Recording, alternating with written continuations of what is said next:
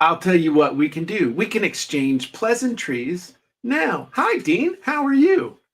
Hey, Mr. Pleasant. I'm fine. I And am you? pleasant. Yourself? I'm as fine as I can be, and thank you so much for asking. Good to have you back, Mr. Pickles. Oh, you want to see something cool? Oh, yeah. Always. All right, you're on the clock with Mr. Pickles. You got 3 minutes to answer a question, and then you're gonna blow up. Uh-huh. The old pickle blow, huh? The old wow. That's exactly. You're familiar with that. Is that how you made spare change in college? So Tuition. what you been up to in the copywriting world, Dino? Oh, my Been cranking goodness. some stuff out? Oh, man. It's been very busy at ClickFunnels. I mean, just promo after promo. As you know, you see all the stuff that's being launched. And I have a new client, a pretty big funnel project to do, build out, and they've been around a while. It's a great company, and so I'm looking forward. I started working with them, and that's fantastic. And I've got two other clients that I had consults with. Cool. So they look promising as well. Well, you've been busy and you'll be able to keep that hairnet retired. Won't have to break out that verbal sales copy of would you like fries with that? And perhaps a hot apple pie. So, Dino, Yeah. I just got off of a call. I've been, I do a cool bonus every month for the people who bought through my link for the Dan Kennedy newsletter thing, of which I write for the newsletter, as you know. And so this month the topic was a personality. So I just got done doing an hour on personality in your sales copy, who, what, where, why, and how to do it. And then I was looking back at a piece of sales copy that I wrote literally 18 years ago. 18 years ago, right around this time, I wrote the first batch of sales copy. And it was interesting because I can see how my style has evolved, but also, what's up, Anna? What's up, Christina? And say hi in the comments, folks, so we know who's here. Hi, Anna. Hi, Christina. So it was interesting, though, to see how my style has evolved, but my instinct to insert, what's up, Vicky? My instinct to insert personality and to share my voice has gotten more intense over the years. If that makes sense. It's like that's been one of my secret sauces. If you can have multiple secret sauces at once.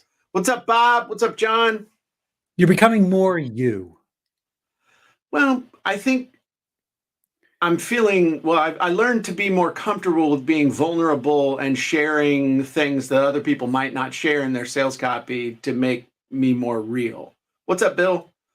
And I think that's one of the things that has really helped over the years.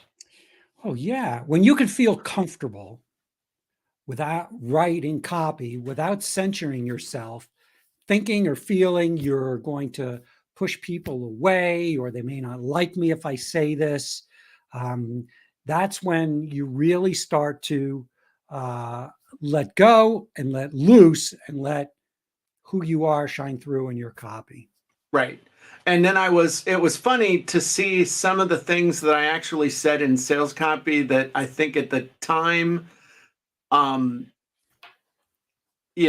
I'll read you this one little thing. They actually made fun of me in bankruptcy court. Things were so bad that I went, this was during the agitate phase of my story. Things were so bad that when I went to my bankruptcy hearing, the judge even made fun of me. He found out I'd written and sold a book about real estate, yet I lived in a trailer and didn't own a house. He laughed at me and said, quote, haha, must not be a very good book if you came and follow your own advice and own a house. What a bastard. Talk about humiliation.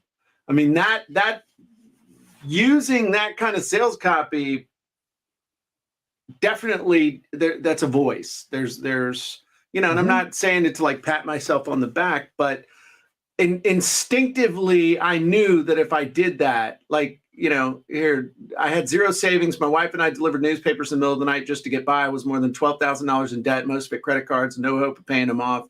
I often had to dig through the couch in my car seats to find spare change to buy bread and milk. My life sucked.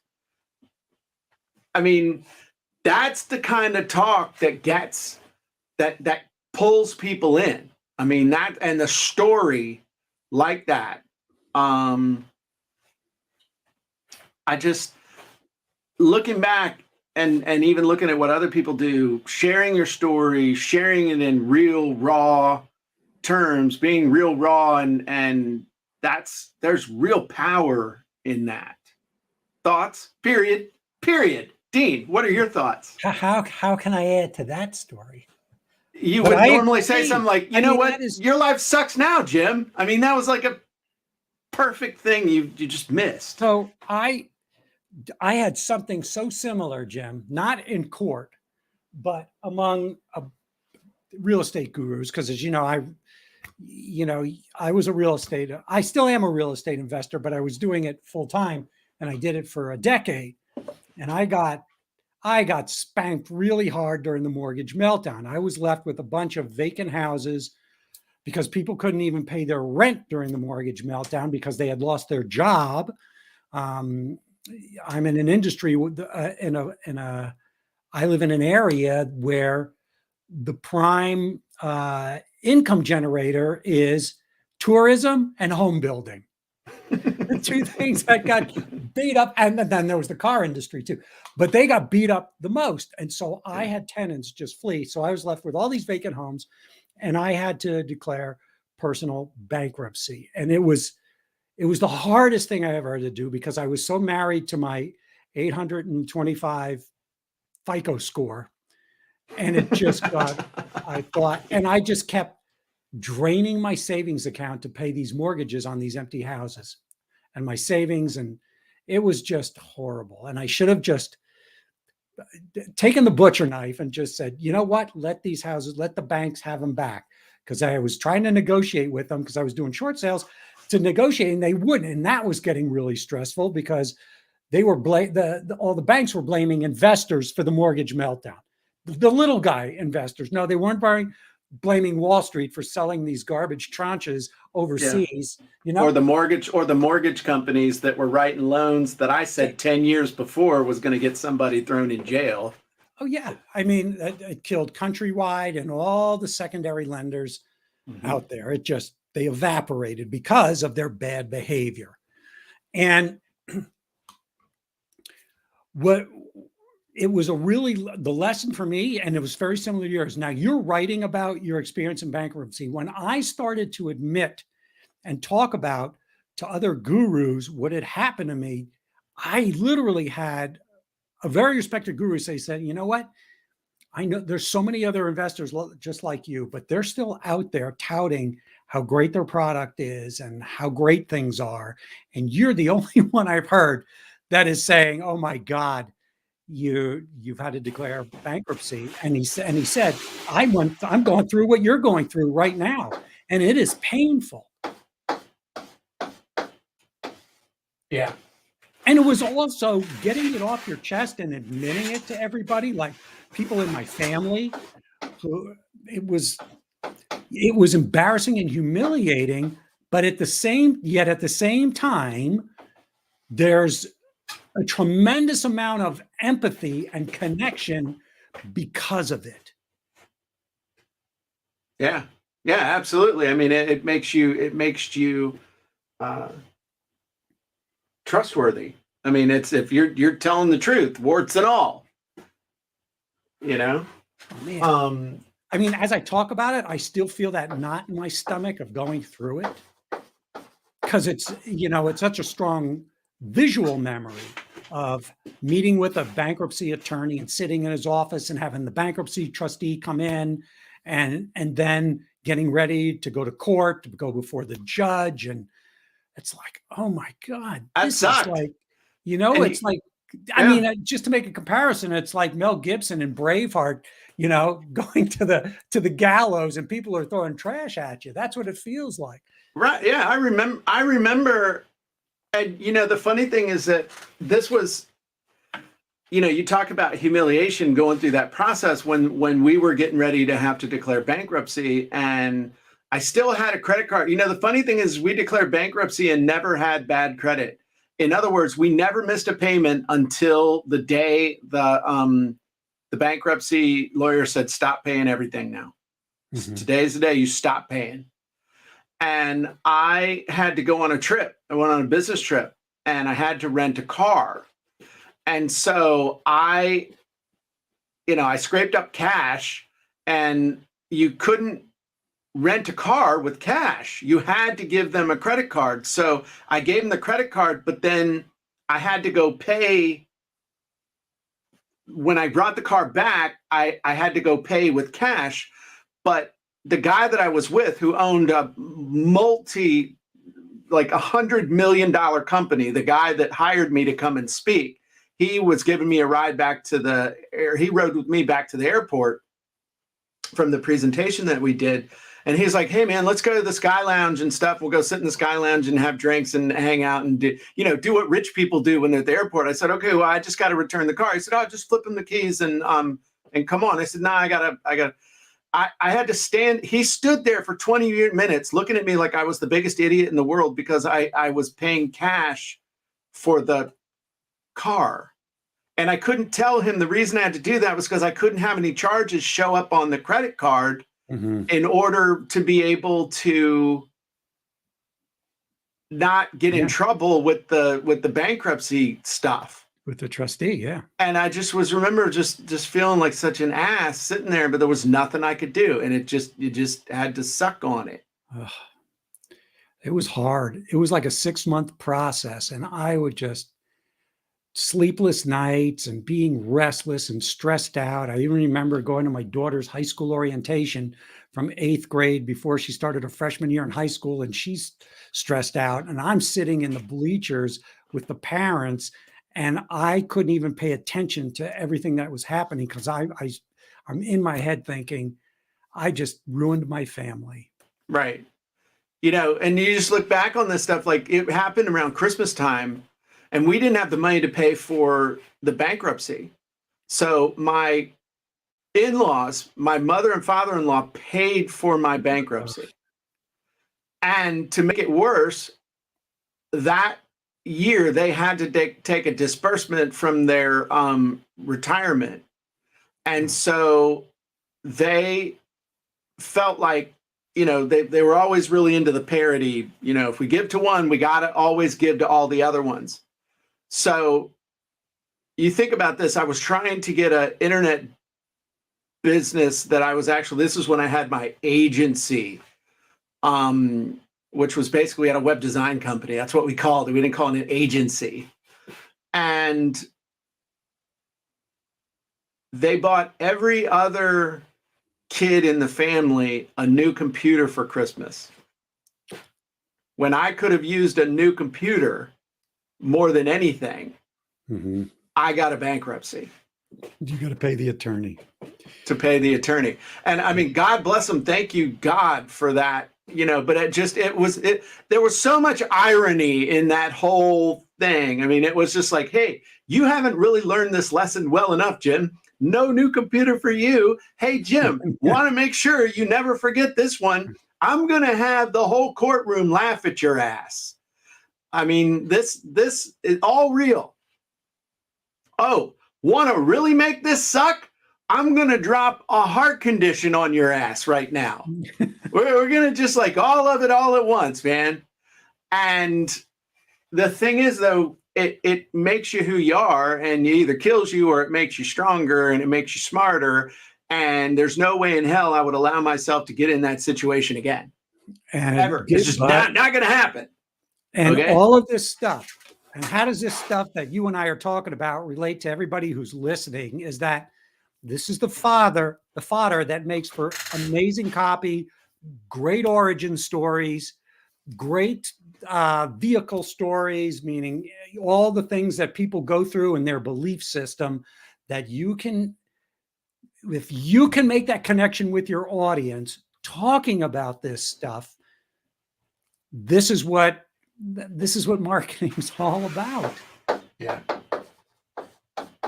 And it also, in a very, very weird and way, Yeah. by doing something like this, and I was just going through a ton of Dan Kennedy stuff yesterday, it also elevates your status. Thinking that you're at the bottom of the barrel financially, yet it'll raise your status in the eyes of your readers and viewers. And why do you think that is? Because it makes you real. It makes you real. You're seen as someone who has courage, respect, the trust, all of that. And those are the things that we tend to gravitate toward the most as human beings. Somebody that you can trust, respect, empathize with, look up. You want to look up to those kinds of people. They have a high moral compass. They're ethical. Okay, so watch what I did here. I've been making an acronym around truth the whole time that we've been doing this. I don't know if you noticed that or not. I'm trying to finish this off. So when we're talking about being, honest in your copy and stuff like that, trust, Honesty, real, honest. Oh my God. Look at that.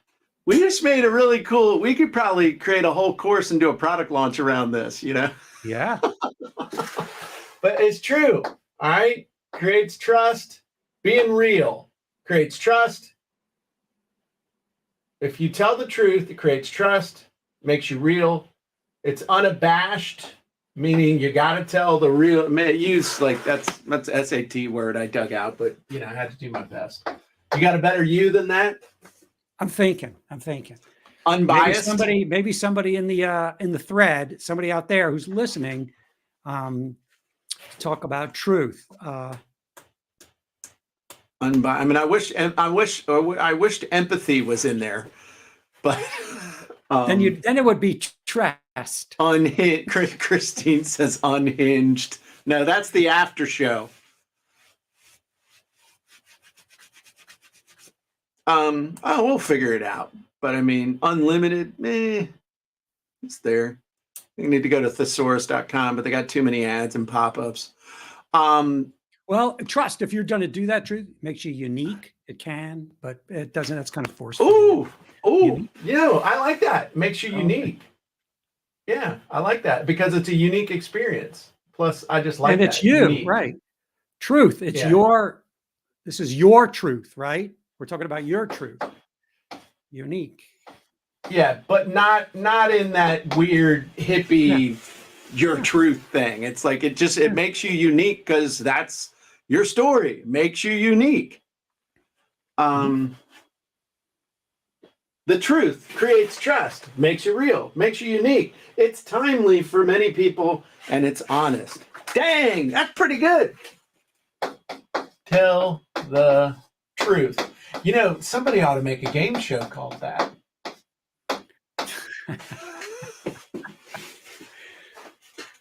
Well, Dean, as we wind down the show, you had to use that. I did.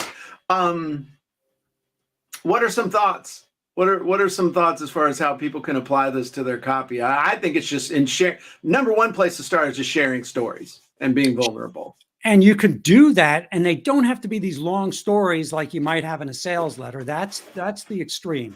The ones that you find in video sales letters, start with an email, start with a Facebook or an Instagram post. Have the courage to be vulnerable. Tell something. Everybody has something every single day that there's a hurdle, there's a challenge, there's a setback, there's something that weighs on you. Get it out of your body and put it out there. Just put it out there and watch the reaction. If you haven't done it before, it's difficult. I'm not going to lie to you. It's hard. It's not easy the first time you do this. It's like watching yourself on camera the first time or listening to yourself on an audio for the first time. It's something you've got to get used to. But once you do, then you start dialing it in. That's the first reservoir you go to is your own unique experiences. What's happened to me and relating that experience so that you can make a connection with somebody else. So Jim telling that story about bankruptcy or me telling that story about bankruptcy, even if you haven't been through bankruptcy, you still know what it's like to go through a very humiliating or embarrassing situation. So think of those elements where, okay, I'm telling a story about bankruptcy. How can I get that to relate, other people to relate to that? Well, people know what it's like to hit rock bottom. And all you have to do is to make it not about you. At some point in the story, just ask the question, has this ever happened to you? Have you ever felt this way before? Yeah. That's how you can easily make a connection. Well, or has something like this happened to you before? Or have you felt this way before? Have you been in a situation where you just felt I'll never get out of this? This is Why, going to yes. follow me Why, for the yes, rest of I my have. life? I have, as a matter of fact, I have. I think it's interesting. I think that's an interesting way of doing it because it's not, hey, have you gone through this, but have you experienced something similar? Yeah. I think that's important to anyway, it just makes you real. So it's interesting. So we got a Facebook user here that says, any ideas how to market to a person who went through foreclosure and is owed money from the foreclosure to them? I'm in the surplus business. So what this person is talking about is called an overage. It's a tax overage. So if your house sells for a certain price, and it's because the only way to get rid of foreclosure, and there's some equity in the house, then the homeowner doesn't know that they're owed that overage. It's kept by the county. And if it's not claimed, the county keeps it after so much time. So the way you market to that person, and I have a feeling they probably bought a course from somebody that I know, who's an amazing real estate guru. He's one of the best in the business. But if you've got his course, I don't know if you do, but I know he's got lots of marketing materials in there. And I would write a story. If you write what's called a yellow sales letter, you can write on yellow legal page, handwrite the thing or use a font that looks handwritten and send them a letter. Hey, I don't know if you realize this, but we happen to know that your house sold for this. You're owed, believe it or not, and you probably won't believe it, you're owed money by the county for the sale of your house. And explain what happens. And most people in your situation have no idea this is happening. Yada, yada. I like it. All right. Well, that's our time for today. That was great advice, Dean. Well done. And somebody's like, Dean, right? Dean. Yeah. That's why it says the Jim and Dean show at the top. Just saying. Anyway, I'm just playing. Diego knows what's up. We're just messing around. Okay. So well done, Dean. Well done, everybody. Thanks for joining us. We'll see you next week for another Jim and Dean show. This week's was two strapping young fellas talking about copywriting. So that was the topic. All right. Two bankrupt guys talking about two morally bankrupt. Oh, dang, John. There's no M. No. What? No, he came up. This is the word, man. Transparent. Oh, I love that. That's strong. Yep. That is really strong. Nicely done, John. So thank you for that. I was trying to lead Dean to that word the whole show, and he never picked up on it. No. So thank you, John, for doing that. What Jim did I win? Answer. He was holding back and waiting for somebody else. I really do the mad lib. Really, You know, that's what I had to do. So, all right, y'all have a great day, and we'll talk to you soon.